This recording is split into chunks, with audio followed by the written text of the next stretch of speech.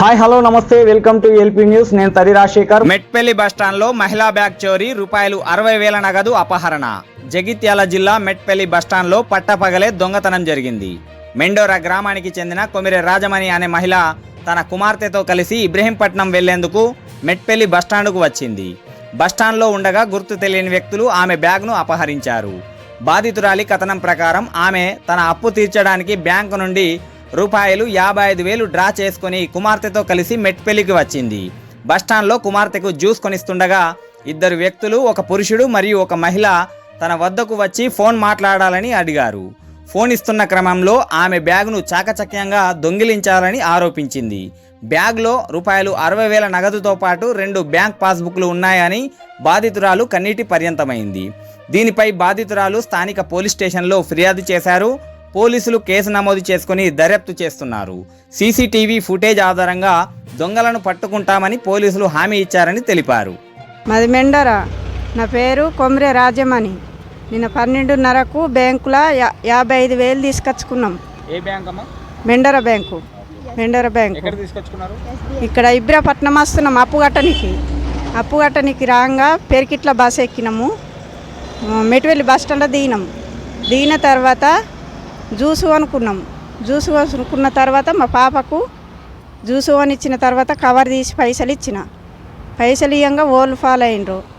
అయితే మా పాప వెనకకు మరి రాగా ఫోన్ అడిగి ఒక పాప ఫోన్ మాట్లాడింది. 5 నిమిషాల తర్వాత ఫోన్ మాట్లాడింది. అక్కడనే నిలబడ్డాం ఆమె నిలబడిన తర్వాత ఫోన్ ఇచ్చేసిన తర్వాత మేము బస్ కాడికి పోయిన తర్వాత మళ్ళీ మా వెనకొచ్చి నిలబడ్డారు వాళ్ళు. దయచేసి ఓలన్నా కంట్లో పడితే వాళ్ళు మా కవర్ చేసినట్టు కనబడితే మాకు ఇచ్చేయండి. మీకు పోలీసు వాళ్ళకు చెప్పిరా? వినికర్ చేసినాం. నిన్న వినికర్ కంప్లీట్ ఇచ్చినాము. వాళ్ళు ఇవ్వెళ్ళ షేకి చేసిండ్రు, నిన్న షేకి చేసిండ్రు.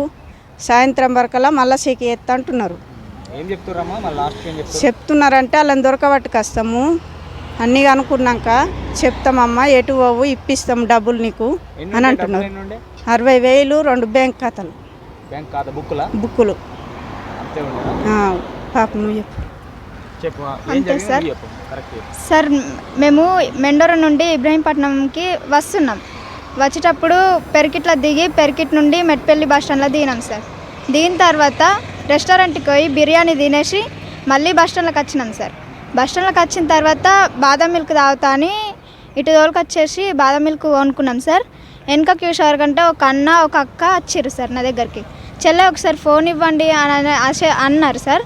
అన్న తర్వాత ఫోన్ ఇచ్చిన సార్. 2 నంబర్స్కి కాల్ చేసుకున్నారు సార్. ఒక నంబర్ అంటే కాలింగ్ అయింది, ఆ దగ్గరికి పోయినాం సార్. బస్ దగ్గరికి పోయినాం సార్. మాకు ఏమైందో కూడా మాకు తెలియదు సార్. అప్పుడు మా వెనకనే వచ్చిర్రు సార్ వాళ్ళు. ఫోన్ మాకు ఇచ్చేసిర్రు, మా వెనక వచ్చిర్రు, బస్ వచ్చిందని అందరు లేచిర్రు సార్. మేము కూడా అందులో గుంపులో పోయినాం సార్. అవును సార్. అయితే గుంపులో పోయినాం సార్. వెనక ఆ అన్న వచ్చిండు, ఆ అక్క వచ్చింది. కానీ ఆ అన్న మా అమ్మ వెనక నిలబడి ఎప్పుడు పోయిండో తెలియదు సార్.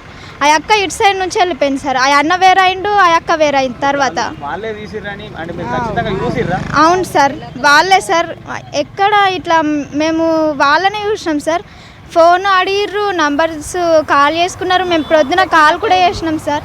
వాళ్ళకి చేస్తే రాంగ్ నెంబర్ కావచ్చు, మీరు అట్లా అనుకుంటారు, బ్యాలెన్స్ లేవు మా ఫోన్లో అనుకుంటా అది ఇది చెప్తున్నారు సార్ వాళ్ళు. ఎట్లయినా కానీ ఇంకొకరికి ఇట్లా జరగద్దా అని చెప్పేసి మేము ఈ వీడియో పెడుతున్నాం సార్. అందరికీ న్యాయం జరగాలని, మాకు కూడా న్యాయం జరగాలని చూస్తున్నాం సార్.